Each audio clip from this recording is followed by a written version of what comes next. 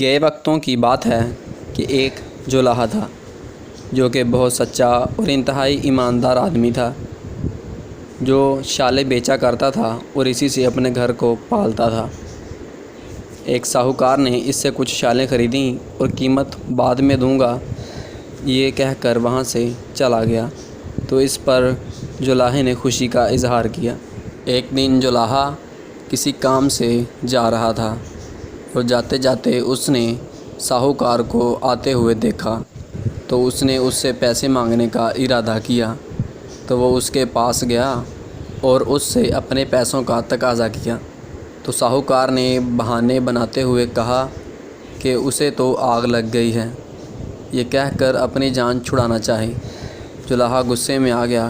جولاہے نے اپنے کاندھے سے شال اتاری اور اسے آگ پر پھینک دیا اور کہنے لگا، یہ ہو ہی نہیں سکتا کہ کسی صادق کے کام کو آگ چھو بھی جائے۔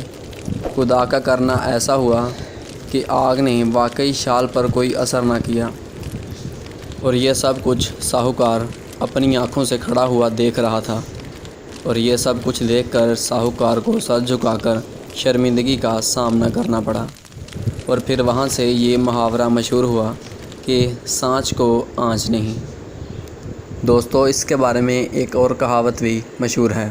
حجاج ایک بادشاہ تھا جو کہ کافی ظالم اور خونخوار تھا۔ اس نے ایک بزرگ کے قتل کرنے کا حکم دیا۔ وہ بیچارہ اپنے جان جانے کے خوف سے بھاگ کر ایک عابد کے گھر میں جا چھپا۔ سپاہی کافی دیر تک اسے ڈھونڈتے رہے لیکن وہ بزرگ آدمی نہ ملا۔ اس بوڑھے کی تلاش میں وہ کافی ادھر ادھر بھٹکتے رہے لیکن انہیں وہ بزرگ نہ ملا۔ تو ایک نے مشورہ دیا اور اس کے مشورے پر عمل کرتے ہوئے انہوں نے عابد کے گھر کو گھیر لیا۔ ان کے گھر کو گھیرتے ہی اس پر نگاہ رکھنے لگے۔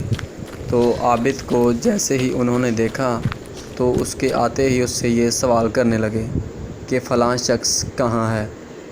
عابد نے سچ بولا اور کہا کہ وہ اندر نماز پڑھ رہے ہیں۔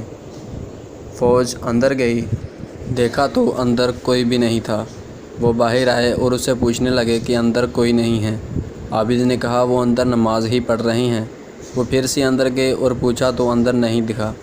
وہ باہر آ کر عابد سے کہنے لگے، اتنے سچے اور پرہیزگار ہو کر بھی تم جھوٹ بولتے ہو۔ اس عابد نے کہا، میں اس میں کیا کروں، خدا نے تمہیں اندھا کر دیا ہے۔ کچھ دیر بعد وہ بزرگ آیا جو اندر چھپا ہوا تھا۔ وہ سچ کا یہ کمال دیکھ کر کہنے لگا، اس وقت مجھے تمہارے سچ نے بچایا ہے۔ اور وہاں سے یہ مثال مشہور ہوئی کہ سانچ کو آنچ نہیں۔ تو دوستو، جہاں پر سچ کو ثابت کرنا یا مقصود کروانا ہوتا ہو، اسی لیے اس فقرے کو بولا جاتا ہے، سانچ کو آنچ نہیں۔ تو دوستو، کہاوتوں سے جڑی پچھلی کہانیوں کے بارے میں جاننے کے لیے ہمارے چینل کو سبسکرائب کریں اور بیل آئیکن کو ضرور دبائیں۔